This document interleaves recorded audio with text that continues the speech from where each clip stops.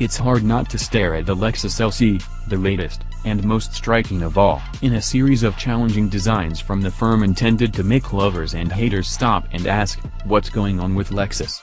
The answer is a not-so-quiet revolution, and it reaches something of a crescendo with the launch of this sports car called GT, available with V8 or hybrid power.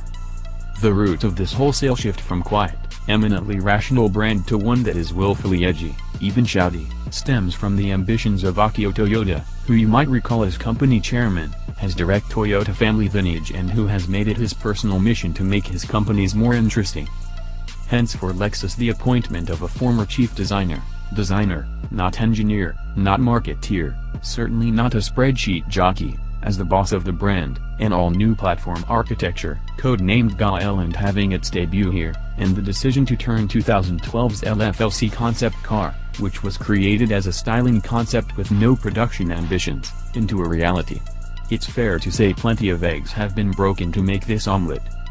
Not unreasonably, that might be a bit confusing. Lexus was, after all, the firm that launched with the LS 25 years ago, with a pledge to out S-Class the S-Class.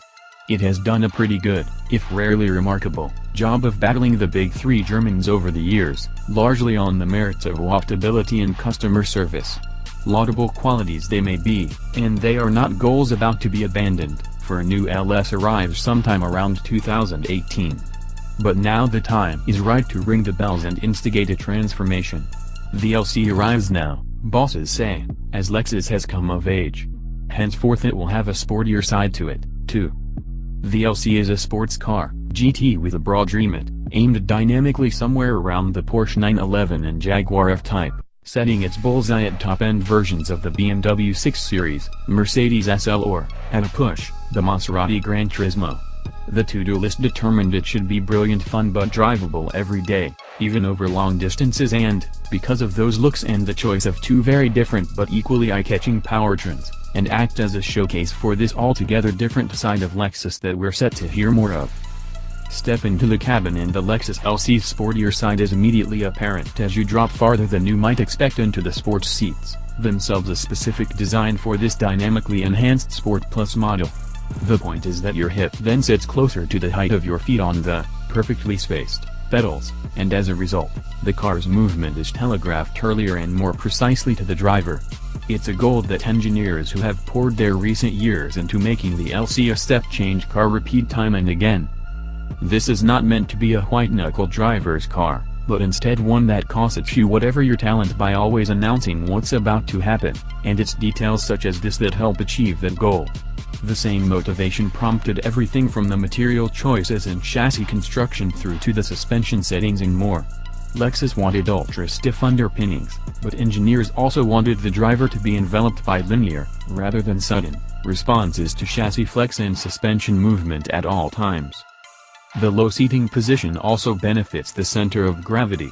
This, combined with a wide stance, pushed-back engine mounting, so much so that Lexus calls it front mid-engined, and details such as placing the battery in the boot and doing away with a spare tire, plus the generous use of carbon fiber composites and aluminium, there has been a relentless focus on keeping weight low down and carefully distributed, 52% front, 48% rear. Also playing in this Sport Plus car's dynamic favor are the carbon fiber roof, which replaces the standard car's panoramic roof in this and sport trim, and other key enhancements that are wrapped up under the Lexus Dynamic Handling banner, namely a variably geared steering unit that weights up according to speed, rear-wheel steering that aids turn-in and a limited slip diff that works with the driver aids to keep everything in line. The result is really rather delicious at pace. This, remember, is a front-engined, rear-drive 2+2 with GT pretensions. It is set up to understeer but only does so if you really make a hash of things. In normal, fast road driving, there is a delicacy to the steering that's quite addictive. Aided by the rear-wheel movement, there's a confidence-inspiring sense that the back of the car is moving not only in coordination with the front but also to its benefit, which is quite refreshing if you've spent time in big-engine German rivals that resolutely let the front end do all the work. There's abundant grip and the suspension and diff can handle odd cambers, big, mid-corner bumps and seemingly optimistic throttle applications with remarkable composure, gathering everything up and slinging you on. What is a firm ride at low speed becomes more supple at pace. It brakes quickly and confidently, too, even when you stand on the pedal, and it's just wonderfully easy to find a rhythm. The LC feels alive in a way no Lexus SPAR the LFA has before.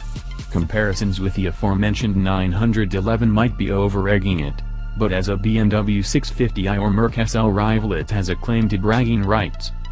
That the chassis is able to eclipse the powertrain should tell you a lot, because, shock, the 5.0-liter V8, a modified version of the unit found in the RCF and GSF, is no shrinking violet. Producing 467 bhp at 7,100 revolutions per minute and 389 pounds-foot at 4,800 revolutions per minute, it is predictably punchy but, for all its airy-chested shove, it doesn't dominate. In anything below Sport S mode, the penultimate of 6 settings, it propels you along quickly but with a soundtrack that's louder than the engine response is fast. Dial it up, though, and everything becomes crisper and progress more instant. Sport is ideal for a favorite road, offering a beguilingly immediate response, with Sport S Plus, when everything dials up or off, best left for the track. The secret, or perhaps surprising, weapon in its armory is a new, 10-speed direct shift gearbox. On paper, it sounds like a nightmare that will leave the auto-shift sensors scrabbling around wondering where to go. In reality, it changes swiftly and decisively and does a great job of keeping the engine in its sweet spot between 4,000 and 5,500 revolutions per minute when you're licking on. Crucially, it's the first 6 gears, and chiefly 3rd to 6th, that do most of the work, the additional ratios only playing for the benefit of refinement and economy at consistent cruising speeds. The gearing is evenly spaced, so it promotes a rhythmic flow to progress that merges beautifully with the engine and chassis capabilities to inspire the confidence, again, that this car is on your side. Of course, you can also operate it manually via wheel-mounted paddles, but getting to a point where your brain can calculate what to do more effectively than that of the car is not the work of a moment. You could buy the LC on the basis of everything written above and not have a single regret, but there's more to it than that, some good, some to think about. Like the exterior, the cabin is an acquired taste, from its flamboyant inner door surrounds to its button-laden steering wheel and fussy touchpad control for the infotainment system. The materials and finishing are top-notch, as is the gadget count and quality of flourishes, such as the TFT screens, analog clock and sound systems. That huge amounts of effort have gone into its finish is not in doubt, that it will be to everyone's taste perhaps is. Likewise, like many sports GTs, space is tight for 4, even if 2 of them are kids. As ever, try before you buy.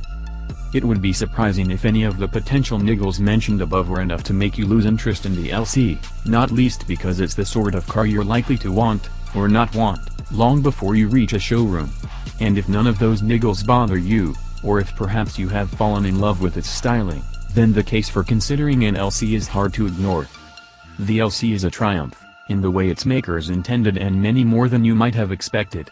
The OTT design may forever be divisive, but few enthusiasts will be able to take issue with the fundamentals of this quite surprising and highly entertaining car.